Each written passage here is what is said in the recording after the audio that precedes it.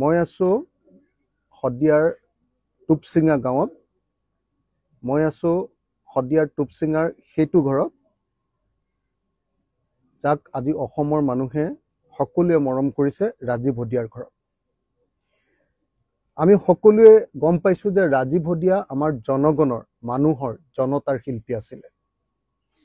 ৰাজীৱ হদিয়াই অসমৰ আটাইতকৈ বিপদৰ সময়ত অসমৰ মানুহৰ লগত আছিলে। আৰু কোনোদিন ৰাজীৱ হদিয়াই কেতিয়াও ৰাস্তা সলাই ২ নম্বৰী দালালিৰ পথ লোৱা নাছিলে। আৰু কিয় তেনেকুৱা এজন সংগ্ৰামী, তেনেকুৱা এজন ভাল শিল্পী শদিয়াৰ পৰা জন্ম হ'ল, সেই কথাটো বুজিবৰ কাৰণে আপোনালোকে এখেতসকলৰ মুখকেইখন চাই ল'লে হ'ল। শদিয়াৰ প্ৰত্যেকগৰাকী মা, প্ৰত্যেকগৰাকী বাইদেউ ইমান আন্তৰিকতাপূৰ্ণ, ইমান মানুহক ভাল পোৱা, আৰু এতিয়াও অসমীয়া মানুহৰ আচল আদৰ সাদৰটো এতিয়া আচলতে মইতো দেখো যে শদিয়াতেই জীয়াই আছে। শদিয়াৰ মানুহবিলাকৰ যিটো মৰম, এয়া মোৰ ৰাজীৱ হদিয়াৰ মা, মোৰ মা, এই মা, আৰু ইয়াত সকলোবিলাক কোনোবা খুৰীয়েক, কোনোবা পেহীয়েক, কোনোবা নবৌয়েক, কোনোবা আমাৰ শাহুৱেক, এইবিলাক মানুহ আছে। ইয়াত আপুনি শদিয়াৰ প্ৰত্যেকগৰাকী মহিলাৰ লগত কথা পাতিলে বুজি উঠিব যে মানুহবিলাক একদম সাংঘাতিক ধৰণৰ মৰম চেনেহ হয়। আপুনি চাওক, মই যেতিয়া কথা কৈ আছো মোক হাবতি ধৰি আছে এজনী বাইদেৱে। শদিয়াৰ সেই মৰমে আচলতে আমাৰ মাজত গোটেই অসমক ভাল পোৱা ৰাজীৱ হদিয়াক জন্ম দিলে। ৰাজীৱ হদিয়াক অসমীয়াই এইকাৰণেই পালে, অসমক ভাল পোৱা এজন শিল্পী এইকাৰণে পালে যে শদিয়াৰ নিচিনা অত্যন্ত মৰমীয়াল মানুহক ইয়াত মাজত তেওঁ জন্ম হৈছিলে, মাজত তেওঁ ডাঙৰ দীঘল হৈছিলে। আজিও যদি অসমৰ কোনোবা এটা ঠাইত মানে আঠা লগা ভাত বিচাৰিব খোজে, তেতিয়াহ'লে পাব অকল শদিয়াতেই পাব আপুনি আঠা লগা ভাত। সেই শদিয়াতে এতিয়াও পুৰণি আমাৰ অসমীয়া সমাজখনৰ পুৰা ৰেহ ৰূপটো এতিয়াও জীয়াই আছে। আৰু সেই শদিয়াৰ মানুহৰ মাজতে মই আছো, আৰু সেই শদিয়াৰ মাজৰ পৰাই জন্ম দিছিলে এজন সুসন্তান, অসমৰ এজন খুব ভাল শিল্পী ৰাজীৱ হদিয়া। ৰাজীৱৰ নামটো আচলতে কি আছিলে? ৰাজীৱ গগৈ। ৰাজীৱ গগৈ আপোনালোকে, মই সেইকাৰণে কৈছো যে একদম প্ৰত্যেকগৰাকী, মই মাৰ লগত আছো, মাৰ আপুনি চেহেৰা, মুখখন, কথা বাৰ্তা শুনিলে গম পাব কিমান আন্তৰিকতাপূৰ্ণ। প্ৰত্যেকগৰাকী শদিয়াৰ মানুহক আপোনালোকে এবাৰ কথা পাতি চাওক। এইজনী খুৰীয়েক, ডাঙৰ খুৰীয়েক, এয়া সৰু খুৰীয়েক, সেয়া বৰমায়েক, হয় নে নহয়?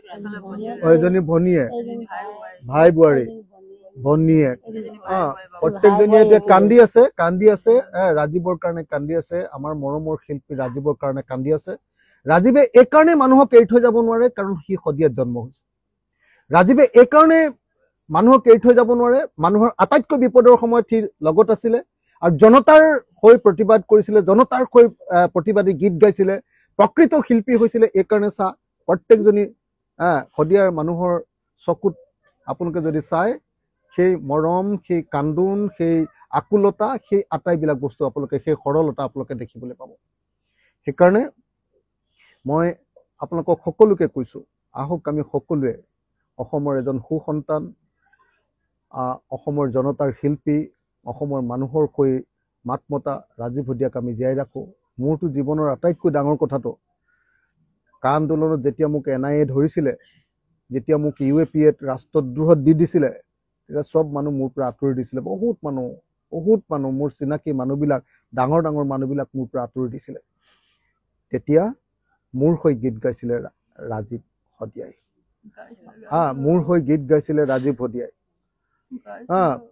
মই ইয়ালৈ যেতিয়া আহিছো, ভনীজনীয়ে, ৰাজীৱৰ মানুহজনীয়ে মোক কৈছে, ককাইদেউ, তো আপোনালোকৰ বিষয়ে যে গীত গাব নোখোজে, ৰাজীৱে আপোনালোকৰ কাৰণে গীত গাবলৈ বহুত ভাল পাইছিলে। মই সেইকাৰণে শদিয়াৰ মানুহৰ প্ৰতি মোৰ শ্ৰদ্ধা, মোৰ মৰম, মোৰ চেনেহ মই যাচিলো। শদিয়াৰ মানুহক সঁচাকৈ ভাল পাওঁ, ইমান ভাল লাগে শদিয়াৰ মানুহবিলাকৰ লগত কথা পাতি। এনেকুৱা আন্তৰিকতা অন্য ঠাইত ক'তো নাপায় আপুনি। আৰু সেইকাৰণে ৰাজীৱ হদিয়াৰ ইয়াত জন্ম হৈছে। মই অসমৰ সকলো ৰাইজকে ৰাজীৱ হদিয়াত আমি ৰাজহুৱা আদ্য শ্ৰাদ্ধ পাতিম, 20 দিন বা 21 দিনত সকলো অসমৰ যিসকলে অসমীয়াক ভাল পায়, অসমক ভাল পায়, অসমৰ মাটিৰ গানক ভাল পায়, অসমৰ শিল্পীক ভাল পায়, সকলোকে ৰাজীৱ শদিয়াক যিসকলে ভাল পায়, শদিয়াক যিসকলে ভাল পায়, শদিয়ানো কি ৰিং এটাৰ বাট, আপোনালোক সকলো আহক। শদিয়াত আমি 20 বা 21 দিনৰ ভিতৰত আমি ডাঙৰকৈ ৰাজহুৱা আদ্য শ্ৰাদ্ধ পাতিম। আমি সকলোৱে একেলগতে ৰাজীৱ শদিয়াৰ গুণগান গাম, ৰাজীৱ শদিয়াৰ বিষয়ে কথা পাতিম, ৰাজীৱ শদিয়াক আমি স্মৰণ কৰিম। মই সকলোকে আহিবলৈ মাতিছো। আপোনালোকে মাতিছেনে অসমৰ মানুহক চবকে ন? সকলোৱে মাতিছেনে নাই? সকলো শদিয়াৰ মানুহে মাতিছে। আপোনালোক আহক, শদিয়ালৈ আহক। শদিয়াৰ মানুহ কিমান মৰম লগা মানুহ আপোনালোকে সেইদিনা গম পাব। ধন্যবাদ। হ'ব।